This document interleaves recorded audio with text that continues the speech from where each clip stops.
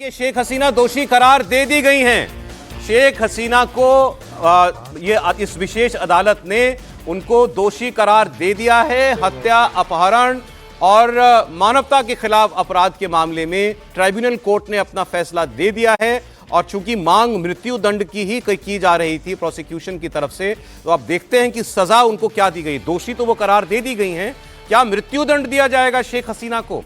हालांकि वो भारत में है और कई बार बांग्लादेश ये कह चुका है कि शेख हसीना को भारत बांग्लादेश भेजे, क्योंकि उन पर वहां पर अपराध आरोपों में सुनवाई चल रही है।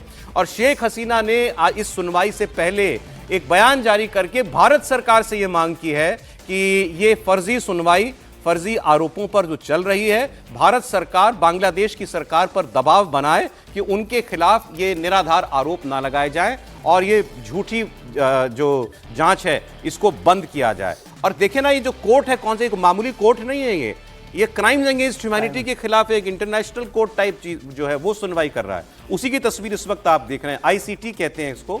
और इसने मानवता के खिलाफ अपराध का दोष सिद्ध कर दिया है शेख हसीना पर। निहत्थे लोगों की जान लेने का आरोप एक तरीके से उनके ऊपर है। तो मतलब ये शेख हसीना को ऐसे ट्रीट करें जैसे कोई डिक्टेटर थी, कोई फौजी डिक्टेटर जैसे करता है किसी देश के अंदर, और फिर उसको भागना पड़ता है। तो जैसे शेख हसीना जो हैं वो कोई गद्दाफी हो या सद्दाम हुसैन हो, इस किस्म के आरोप जो हैं वो उनके ऊपर लगाए जा रहे हैं। विजय जी, क्या इसमें आगे क्या हो सकता है और क्या हम पर भी अब ये कहा जाएगा, दबाव बनाया जाएगा कि इनको भेजें वापस? बिल्कुल, पहला कदम जो बांग्लादेश सरकार है वो इस पर करेगी कि भाई आप उनको वापस भेजें। लेकिन ये मसला देखिए, आपने ठीक कहा कि कोई वो उस तरह की डिक्टेटर या उस तरह की वो नहीं रही, ये पूरा राजनीतिक मामला है। और जब वहाँ पर यूनुस सरकार आई तब से ये बात चल रही थी कि इस तरह का मामला होगा और उन पर इस तरह की गई है। भारत सरकार इसमें कितना भूमिका अदा कर सकती है ये तो नहीं है कि भारत सरकार यहाँ से उनको भेजने वाली है शेख हसीना को। शेख हसीना यहाँ पर तो शरण दी है भाई इनको। वही तो करो, तो इसलिए कोई ऐसी परेशानी वहाँ पर भारत में शेख हसीना को लेकर नहीं होने वाली है। लेकिन बांग्लादेश हमारे संबंध खराब होंगे बांग्लादेश से।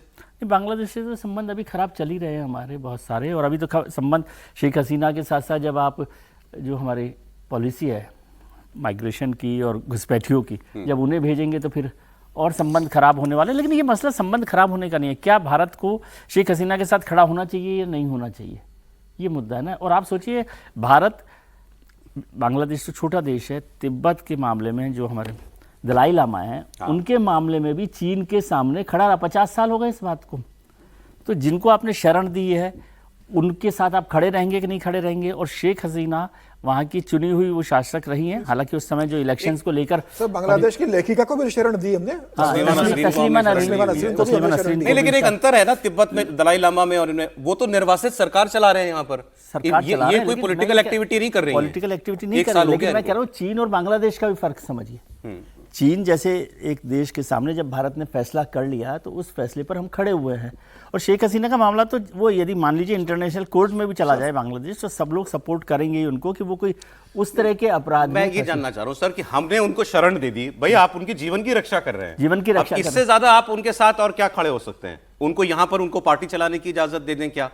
अगर वो उसकी जरूरत यहाँ पर नहीं है, केवल उनको सुरक्षा, जीवन सुरक्षा और वो सारा मिलता है। उनके परिवार के लोग भी यहाँ पर रहते हैं। अभी इसमें क्या सजा हुई है ये पता चलेगा, तो इस खबर पर हम फिर लौटेंगे, क्योंकि आज बहुत सारी अच्छी खबरें हैं। मानकर चलिए कि ये यूनुस सरकार के लिए उल्टी गिनती का भी काम हो सकता है। भाई आप देखिए, पहली बार जब से ये आंदोलन हुआ, तख्ता पलट हुआ, पहली बार आवामी लीग के लोग सड़कों पर इस तरीके से उतरे इनकी पार्टी के, और वो बड़ी संख्या है, इनके समर्थक भी करोड़ों में हैं। वो पहली बार सड़क पर उतरे हैं। वो तो चुनी हुई सरकार के नेता, मोहम्मद यूनुस तो उस तरह से नहीं है ना। तो वो तो नेता है ही, जैसे इमरान खान है। जरा सी भी समझदारी होती तो ये करने की आवश्यकता नहीं थी।